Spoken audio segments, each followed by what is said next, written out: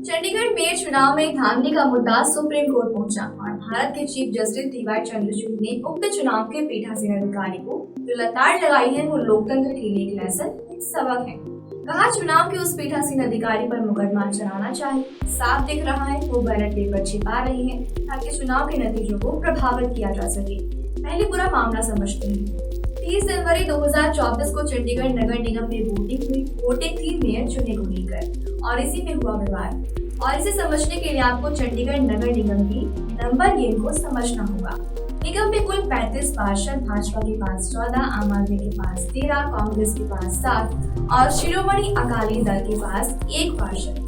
चंडीगढ़ के नगर निगम चुनाव में स्थानीय सांसद भी वोट कर सकते हैं, एक एक्स ऑफिशियो मेंबर की तरह। और ऐसे में कुल वोट हुई 36।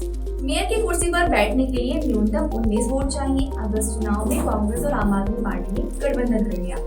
उनके पास 20 वोट हो गए तो ये तय माना जा रहा था कि वोटिंग के बाद उनके प्रत्याशी कुलदीप कुमार चंडीगढ़ के मेयर बनते हैं। चुनाव के पीठासीन अधिकारी थे अनिल मसीह, जो भाजपा की अल्पसंख्यक मोर्चे से भी जुड़े हुए हैं। वोटिंग खत्म होने के बाद अनिल मसीह ने वोटों की गिनती शुरू की और कहा कि 8 वोट इनवैलिड हो गए हैं, अमान्य। और ये सब के सब 8 वोट सिर्फ और सिर्फ आम आदमी पार्टी और कांग्रेस के पार्षदों से जुड़े थे। ऐसे में भाजपा के प्रत्याशी मनोज सोनकर जीत गए। पर इस चुनाव की वीडियो थोड़ी देर में वायरल हो गई। इसमें दिख रहा था कि पीठासीन अधिकारी ने अमान्य हुए वोट पार्षदों और उनकी पोलिंग एजेंट को नहीं दिखाए, बल्कि उसे जल्द से जल्द कमरे से लेकर बाहर चले गए और मेयर की कुर्सी पर मनोज सोनकर आकर बैठ गए। इस पूरे मामले को लेकर हारे हुए प्रत्याशी कुलदीप कुमार ने पहले पंजाब हरियाणा हाईकोर्ट में याचिका लगाई कि चुनाव परिणाम पर रोक लगाई जाए। हालांकि कोर्ट ने इससे इनकार कर दिया। अलबत्ता नगर निगम को जवाब देने के लिए नोटिस जारी किया।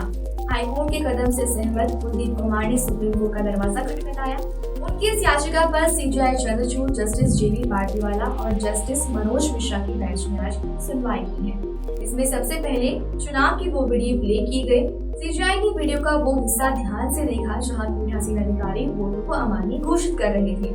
फिर सीजेआई ने आग्रह किया वो वाला हिस्सा प्ले करने के लिए जिसमें अनिल मसीह वोट लेकर चले जाते हैं। सीजेआई ने सारे वीडियो को देखकर उसके बाद कुछ टिप्पणियां की, कुछ आदेश जारी किए। क्या है वो भी सुनिए। साफ दिख रहा है कि पीठासीन अधिकारी ने बैलेट पेपर के साथ छेड़छाड़ की है। उन पर मुकदमा चला जाना चाहिए। वो कैमरे की ओर क्यों देख रही हैं? वो एक भगोड़े की तरह देख रही हैं। ये एक लोकतंत्र का मजाक है, लोकतंत्र की हत्या है। ये एक पीठासीन अधिकारी का बर्ताव है क्या? नीचे के जिन बैलेट पेपर पर क्रॉस का निशान है वो उन्हें छू भी नहीं रही हैं और जो बैलेट पेपर ऊपर है तो वो उन्हें बदल रही हैं। आप पीठासीन अधिकारी को बताएं कि सुप्रीम कोर्ट उन्हें देख रहा है।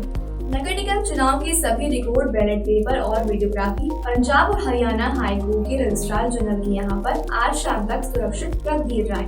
नगर निगम की 7 फरवरी को होने वाली मीटिंग को अगले आदेश तक टाल दिया जाए।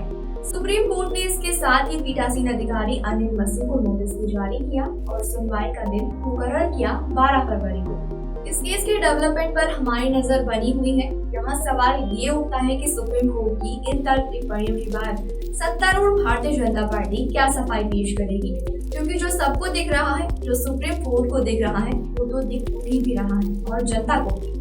बाकी इस खबर पर आपकी क्या राय है हमें कमेंट सेक्शन में जरूर बताइएगा। आपके लिए इन्फॉर्मेशन कलेक्ट की थी मैंने। मेरा नाम है नौशी। ऐसी ही खबरों के लिए देखते रहिए न्यूज़। शुक्रिया।